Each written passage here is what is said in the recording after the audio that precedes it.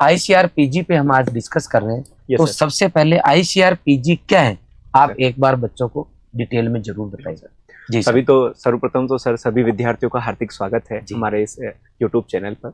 और जितने भी विद्यार्थी आज इस लाइव चर्चा से जुड़ रहे हैं, या मान लीजिए कुछ विद्यार्थी हैं जो अभी नहीं जुड़ पाए हैं, जहां तक उनके पास ये वीडियो पहुंचेगा, उन सभी का मैं रॉयल इंस्टीट्यूट के डिजिटल प्लेटफॉर्म पर तहे दिल से हार्दिक स्वागत करता हूं, अभिनंदन करता हूं।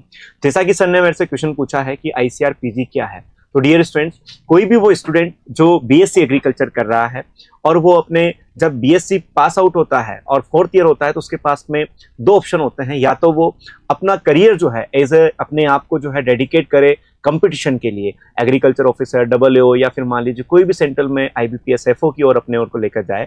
या फिर सेकंड ऑप्शन उसके पास होता है कि वो हायर एजुकेशन के अंदर जाए, एकेडमिक्स के अंदर अपना जो है वो करियर बनाए। तो उसके सामने ऑप्शन होता है MSc एग्रीकल्चर का।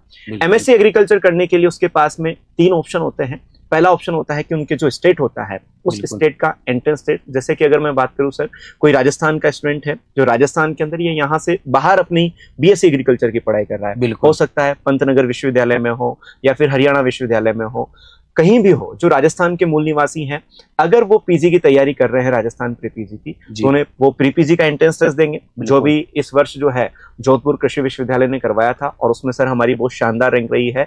मैं कह सकता हूं कि टॉप 10 में टॉप 7 हमारे इंस्टीट्यूट से हैं और टॉप 11 में जो है टॉप 10 है। ये इसी साल नहीं सर, पिछले 3 वर्षों से हम ये इतिहास रचते आए हैं और आगे भी जो है हम ये इतिहास रचेंगे। आप सब गुरुजनों की देन है। बिल्कुल सर।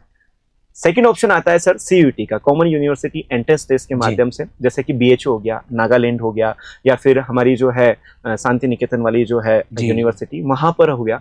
तो इन यूनिवर्सिटी में अगर एडमिशन लेना चाहता है तो वो CUET का एंट्रेंस टेस्ट देते हैं। और लास्ट एक हमारे पास में ऑप्शन होता है ICR का, Indian council of agriculture research जो है सर, लगभग 20 सब्जेक्ट के 80 डिफरेंट कोर्सेज के अंदर जो है ये एंट्रेंस टेस्ट आयोजित करता है। इस टेस्ट के जो मिनिमम क्वालिफिकेशन है वो BSc 4th ईयर होना चाहिए। अच्छा, BSc 4th ईयर तो क्वालिफिकेशन है सर, लेकिन मान लीजिए कोई स्टूडेंट 2nd ईयर में है, 3rd ईयर में, वो चाहता है कि मुझे तैयारी करना है, तो वो भी इस एग्जाम को दे सकता है। अच्छा, और तीसरी चीज सर, इसमें अगर मैं बात करूं तो यहाँ पर मिनिमम एज भी जो है वो मेंशन किया गया है, जो कि 19 वर्ष है। अच्छा, अगर किसी विद्यार्थी की 19 वर्ष आयु है तो वो इस एग्जाम को दे सकता है।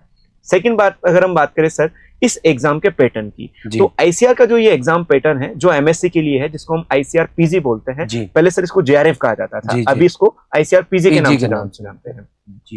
इसमें सर कई सारे सब्जेक्ट हैं और ये डिपेंड करता है कि स्टूडेंट का इंटरेस्ट कहाँ है, कि वो एग्रोनॉमी में अपनी तैयारी कर रहे हैं, सोइल साइंस में कर रहे हैं, प्लांट ब्रीडिंग एंड जेनेटिक्स में कर रहे हैं, तो कई सारे सब्जेक्ट हैं। बीच में रोकना चाहूंगा, शायद कुछ बच्चे समझ नहीं पाए होंगे। Yes sir. सर ने एक लाइन बोली कि 20 सब्जेक्ट के अंदर लगभग 80 कोर्स में एडमिशन होता है। Yes sir. तो 20 सब्जेक्ट एक अलग बात होगी और 80 कोर्स मतलब 80 अलग अलग कोर्स के अंदर एडमिशन होगा। तो एक 20 सब्जेक्ट कौन से है और 80 कोर्स, मतलब थोड़ा सा बच्चा, बिल्कुल एक नॉर्मल बच्चा समझ जाए इस बात को। जैसे कि सर हम एक एग्जांपल ले सकते हैं हॉर्टिकल्चर का। मान लीजिए जैसे मैं 4th ईयर में हूँ या 3rd ईयर में हूँ, मैं चाहता हूँ कि मैं हॉर्टिकल्चर से JRF की तैयारी करूँ। बहुत बढ़िया। तो मैं तैयारी करूंगा हॉर्टिकल्चर की, मतलब उसमें वेजिटेबल भी आ जाएगा, फ्रूट्स भी हो जाएगा, फ्लोरिकल्चर भी हो जाएगा, ऑर्नामेंटल्स भी हो जाएगा, पोस्ट हार्वेस्ट टेक्नोलॉजी भी हो जाएगा।